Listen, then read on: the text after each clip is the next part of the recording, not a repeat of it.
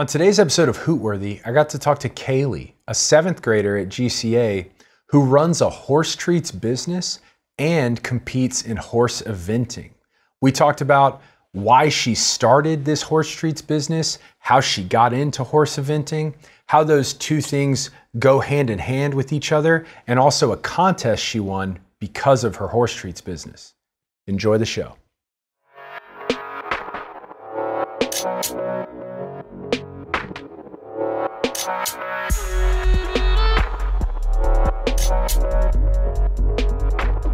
Kayleigh, thanks for coming on the show. 6th grader at GCA, and you're here on Hootworthy because you started this horse treats business, but you also compete in horse eventing. But before we get into all that though, if your horse could talk, what do you think he'd say?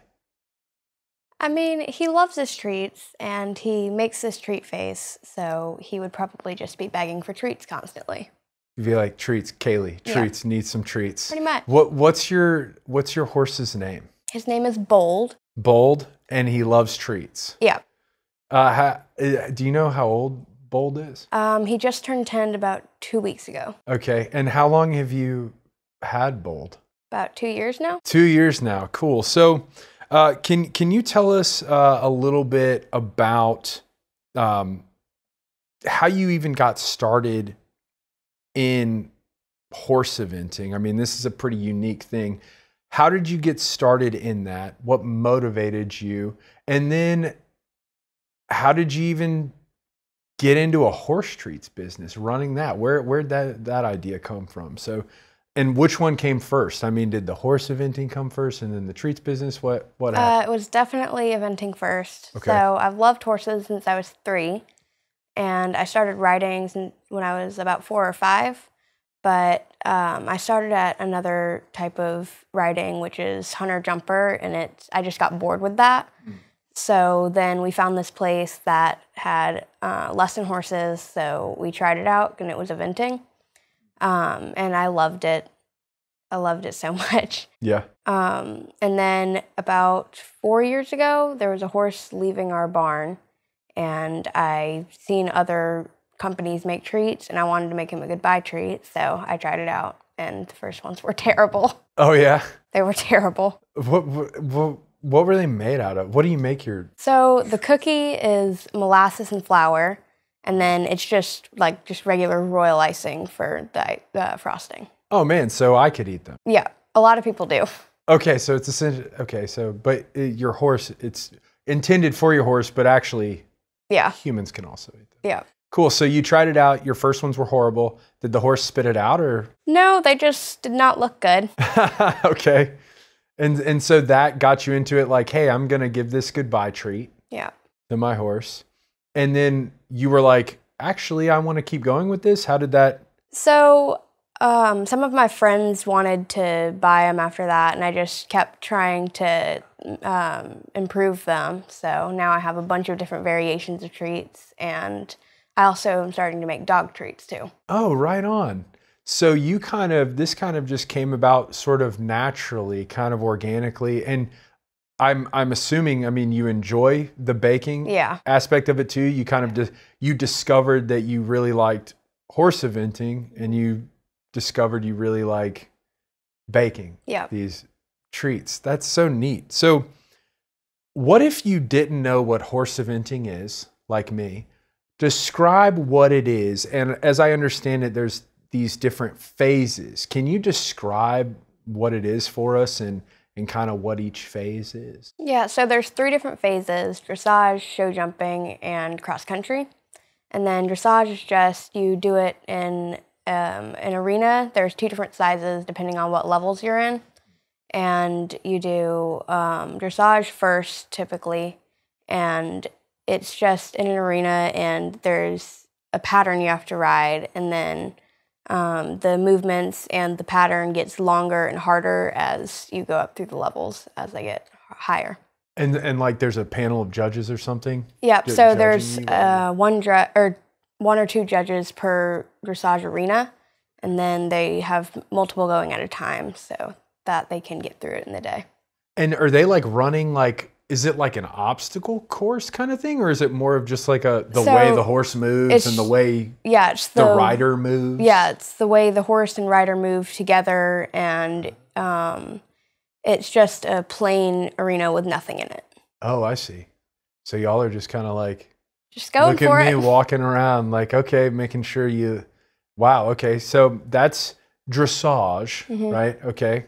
And then the next one is? Show jumping. Show jumping. And it's just in an arena, and then there's a bunch of jumps in it, and you have to go through the certain course without the horse stopping at the jumps, you falling off, or getting the rails knocked over. So the horse could be going and just like, I'm not doing this one. Yeah, so if you ask wrong or if they don't have a good angle at it, they're like, no thanks. Yeah. Not going to be able to do it. Yeah. And you get points off for that, obviously? Yeah, so a rail is 4 points off. If you hit one when you're trying to jump over? if you hit it and it falls down, but you can hit it and it doesn't fall and you don't get anything. Oh, no points taken off. Yeah. So that's okay. So you got to jump over these. And do they get, when you say these rails, so do they get like higher as you go through the course? So they don't get, they get higher and wider as you go up through the levels. All the jumps are the same height through the course though. Oh, okay.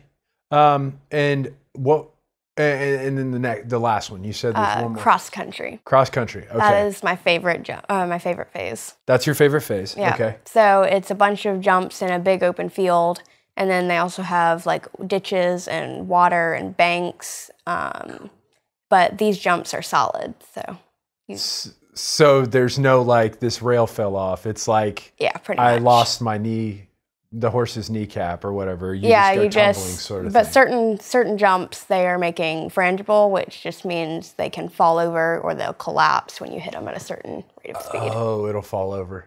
And you said that's your favorite phase. Why do you think you enjoy that one the most? I think it's just adrenaline. It's super fun. When you're doing it, do you get to choose to just do one phase, or do you have to do all 3 phases? So you can pick to just do dressage, do a CT, which is just dressage and show jumping, or do a 3-phase. Okay. And do you actually do, you and Bold, all of the phases, or do you just pick one of them? I've done at the shows, I only do CTs so far because he is not experienced in cross country. So we just go and practice the night before, but I don't actually show it. Oh, okay. So right now, you and Bold are working on dressage and the show jumping. Yeah. How high what level are you in? Like, how high are these show jumps that you're doing? So I have done about beginner novice, which is 2 foot 7 inches. Okay. And right on. Yeah. And how high do those things even go? Like, are they super duper? So the highest in schooling shows, which is just, that's pretty much all the kids doing it and all the inexperienced people and horses. Sure. It goes up through training level, which is 3-3. Oh, okay. But they go so much higher. They go all the way up through 5-star, which is what they do in the Olympics, and they're huge. Wow.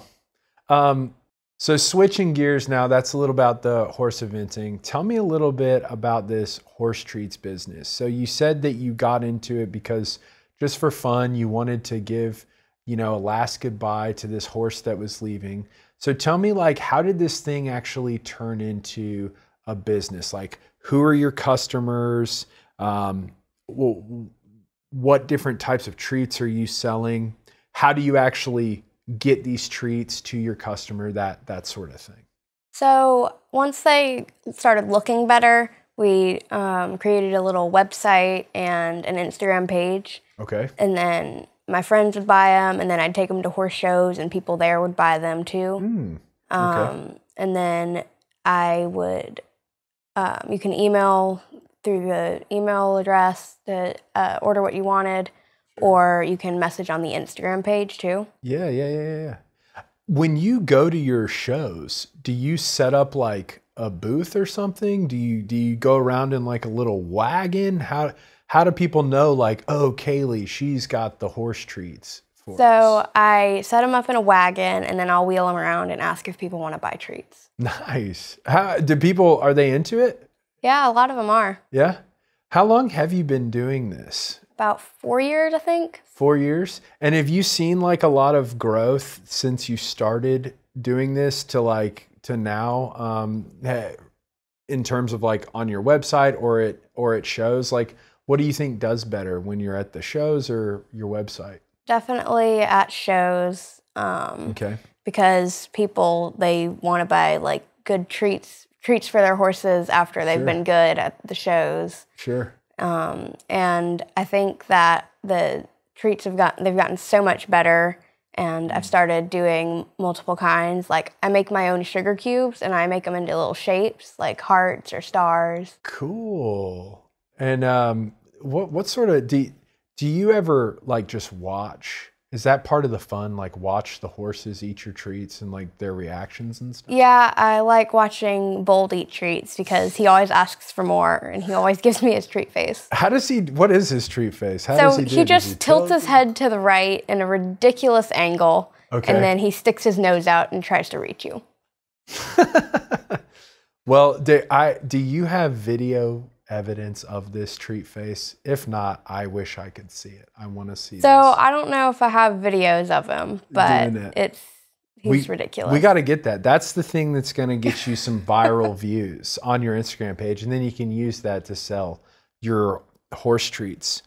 So I read this article about a contest that you won because of your horse treats, or like you entered it. Can you tell me about this contest a little bit and that experience? Like what was that all about? So every year we go to this big horse show. It's 4- and 5-star eventing, and you get to see all the big great riders and their horses.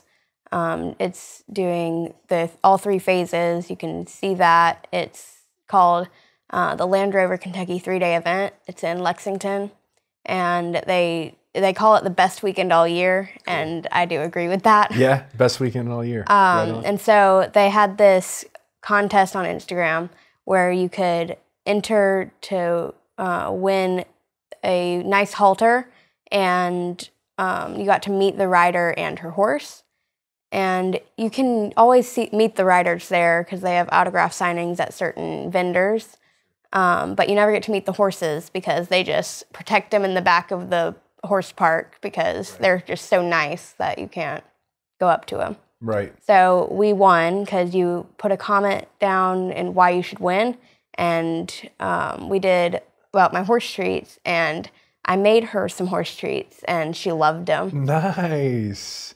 So you were like, I'm making you horse treats. That's the comment that got you to win the contest? So we just explained that we wish we could get to meet them, and they would make Land Rover better. Oh, and so you go there, you win. Who did you meet? And they got horse treats? So the rider was Holly Bennett Awad and her horse Jolly Bow. And I just made her some horse treats when we entered the contest, and figured if we didn't win, I'd just give them to her at an autograph signing. Nice. And then we won. And so you made Jolly Bow some treats. What kind of design did you have for Jolly Bow's I just did a bunch of different shapes, and then I customized them by putting her name on them and like the Land Rover on them. So I just customized them for her. Fun. And you said a halter? What is that? You want a halter? It's you put it on the horse's face, and that's what you use to like lead them around. Ah, I see. Yeah. Right on. When you've known Bold 2 years now, you said. What is that relationship like? I imagine y'all are getting pretty close, or you're pretty close now. Like, how would you describe y'all's relationship? Because I mean, you got to do this dressage thing where you're walking around. You got to jump over stuff together. I mean, I'm sure there's a level of trust there. Tell me a little bit about y'all's relationship. So we both loved to jump, and he just overjumps everything, and he just springs over everything like a bunny. Okay. And you can definitely tell that I'm his person. He picks his people very specifically, and there are certain people he doesn't like. Yeah? How do you know that he picks you? What does he do? So he's just nicer to me. He's grumpy in his stall. I mean, he's grumpy to me sometimes, but he's just like, grumpier to other people. Yeah. Okay. He's weird to other people, and like he makes funky noises at them. Like what? So he pins his ears. So they will go flat back on his head, and he'll like just put his nose towards you and just trying to shooing you away. So you said he springs over. So has he never done a refusal on any of these jumps? So he's refused, never in the show jumping arena, like at shows, but he's refused a few things, but that's always been my fault. So that's interesting. What makes it your fault? So I didn't ask him correctly to jump it, or I didn't point him at the jump and he didn't understand my cues or something along those lines. Oh, how do you tell a horse to jump? Do you just say, hey, jump?